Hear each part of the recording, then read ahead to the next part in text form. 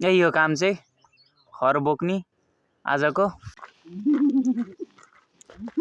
यो नाम्लो बोकेर चाहिँ कन्टेन्ट क्रिएटरको हुल चाहिँ कता हिँड्यो भनेदेखि चाहिँ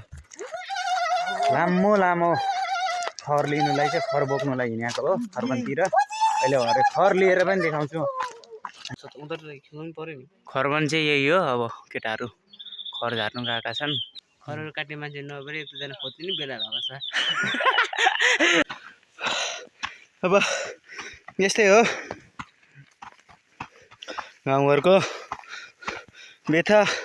परदेशीलाई के त भन्छन् अन्त परदेशी नै हो भर्खर गाउँ आएको 2-3 दिन भयो मैले भन्दालाई देख्न सक्नुहुन्छ देखाउनु यता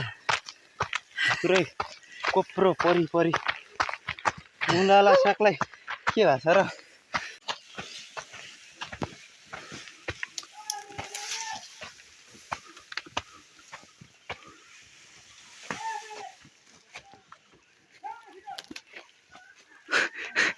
बसिनै